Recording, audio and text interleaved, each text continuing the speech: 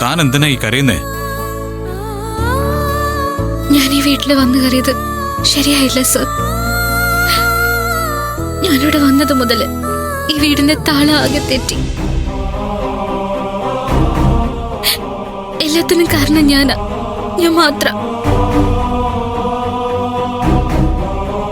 ഞാൻ പലതും പറഞ്ഞ് അവരോടൊക്കെ മത്സരിച്ച് നിൽക്കാൻ ശ്രമിക്കുന്നുണ്ട്. പക്ഷെ സത്യം അതല്ലല്ലോ.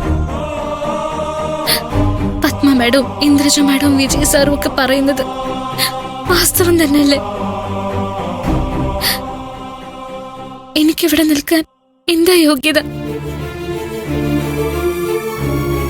എന്നെ പോലൊരു പെണ്ണ് മോഹിക്കാൻ പാടില്ലാത്തൊക്കെയല്ലേ ഞാൻ മോഹിക്കുന്നേ. നന്ദിനി, ഇങ്ങോട്ട് വാ. ഇവിടെ വന്നിരിക്കെ.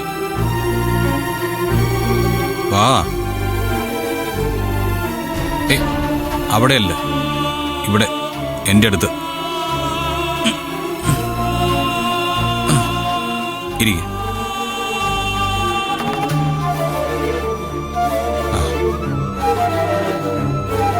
എന്തിനാ താനിങ്ങനെ സ്വയം കുറ്റപ്പെടുത്തുന്നത്? തെറ്റ് ചെയ്ത ആളെയാണ് അന്വേഷിക്കുന്നതെങ്കിൽ അത് ഞാനല്ലേ? ഒരുപക്ഷെ തന്നെ ഞാൻ താലി കിട്ടിയില്ലായിരുന്നെങ്കിൽ ഈ സമയത്ത് ജീവിതത്തിൽ ഏറ്റവും വലിയ സന്തോഷം അനുഭവിക്കുന്ന ഒരു പെൺകുട്ടിയായിട്ട് താൻ ജീവിക്കേണ്ടതല്ലേ?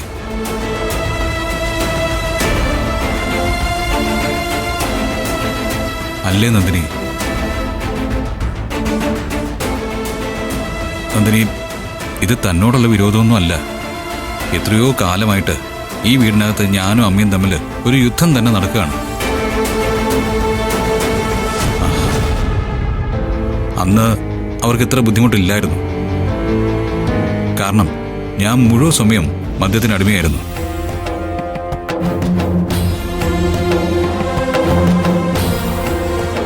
വല്ലപ്പോഴും ഒരിക്കൽ ഒരു പൊട്ടിത്തെറിയോ ബഹളമോ ഉണ്ടായാൽ ഞാൻ ഉടനെ തന്നെ മദ്യപിക്കും.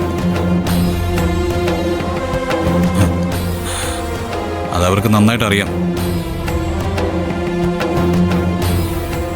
തനിക്കൊരു കാര്യം അറിയോ? അച്ഛനൊഴിച്ച് ബാക്കി ഒരാൾ പോലും ഈ മദ്യപാനം നല്ലതല്ലെന്ന് എന്നോട് പറഞ്ഞിട്ടില്ല.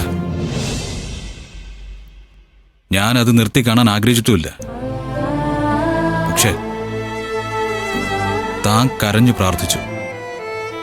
അതിനുവേണ്ടി എന്റെ കൂടെ നിന്നു. സർ, ആദ്യമൊക്കെ ഞാൻ കരുതിയത് ഒരേ മുറിയിലാണെങ്കിലും നമ്മൾ രണ്ടുപേരുടെയും ജീവിതം രണ്ടു വഴിക്കങ്ങ് പോയിക്കൊണ്ടിരിക്കുന്ന, അങ്ങോട്ടും ഇങ്ങോട്ടും പ്രത്യേകിച്ച് ശ്രദ്ധിക്കാതെ. പക്ഷെ ഇടയിൽ എപ്പോഴും എനിക്ക് മനസ്സിലായി സാറിനെ വല്ലാതെ പരിഗണിക്കുന്നുണ്ടെന്ന്, സാറിനെ സംരക്ഷിക്കുന്നുണ്ടെന്ന്. മറിച്ചോ? എന്നെ വേറെ ആരാ നന്ദിനി ഇതുപോലെ നോക്കിയിട്ടുള്ളത്? എന്റെ ജീവിതത്തില് ഞാൻ എന്താവുമായിരുന്നു?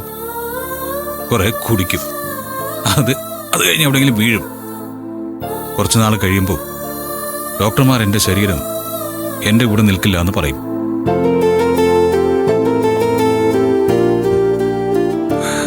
പക്ഷേ താനും സമ്മതിച്ചില്ല.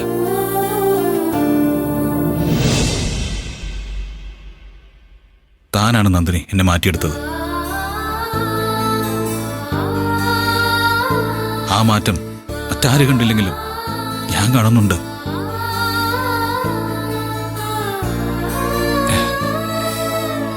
എന്റെ അച്ഛൻ കാണുന്നുണ്ട്.